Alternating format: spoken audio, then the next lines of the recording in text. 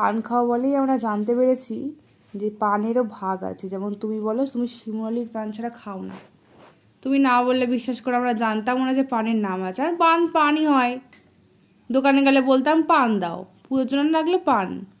তুমি একমাত্র আমাদের পরিচয় করিয়েছো যে শিমুরালির পান, পালপাড়ার পান, চাকদার পান, তাই তো বড়মা?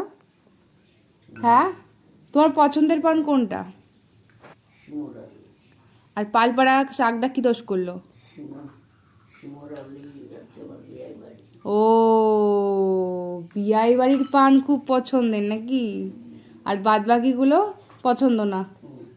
তুমি এতটা লয়াল, বাহ।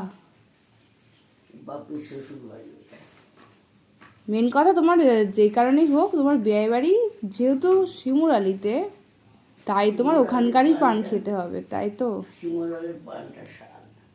আচ্ছা, ও, আমার আমি অত বুঝিনি কখনোই। পান যদি কখনো খেয়েছি, পান পানি, পানের আর ভাগ। আমি পান খেয়েছি অনেক ছোটবেলায়,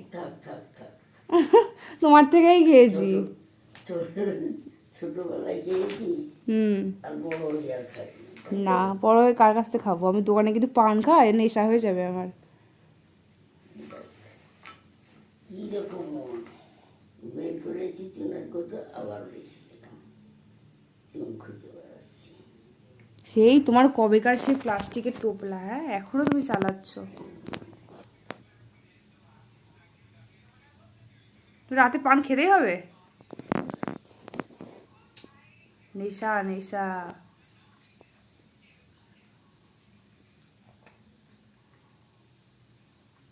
তোমার জিভ যে লাল হয়ে গেছে, তোমার ভাল লাগে?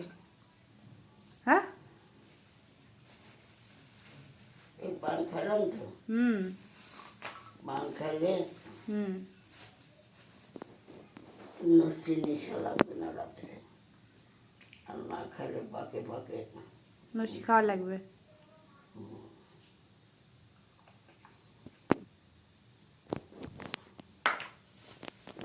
ফেলবো বলে যে কাগজ একটা রেখেছি। তোমার কাগজ টাগজ সব পরিষ্কার করে কোনা রেখেছি আমি। ওই কাগজ ফেলি। তোমার ঘর কালকে সকালে উঠে তোমার ঘর সব সাফ করবো, সাফ করে যা তোমার দরকারে নেই সব ফেলবো। তোমার ঘরে জঞ্জাল করা, দেখো তো এখানে কি অবস্থা। সাপ পোকামাকড় ঢুকে কি একাকার হবে। সাপ পুষবা তুমি? ও হিরো, তুমি সাপ পুষবা? সবার সাথে সংসার করবা বলো? এই যে উনুন, তুমি রান্না করো না বড় মা? হ্যাঁ, তুমি উনুন ফেরত দিয়ে দেবা আমাদের। নিয়ে যা, উনুন ফেরত দিয়ে দেবা। তুমি রান্না বান্না করলা না, শুধু শুধু আমরা বয়ে বয়ে নিয়ে আসলাম। এই উনুনে আমি রান্না করব। আমাদের এখন বলে একটা উনুন করেছে বাবা।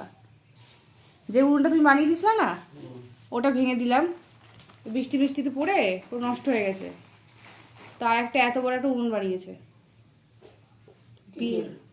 ওই যে রান্না করার জন্য দোকানে বানিয়েছে। কি ইট ফিট দিয়ে পিসামশাই বানিয়ে দিয়েছে, শান্তিপুরের পিসামশাই।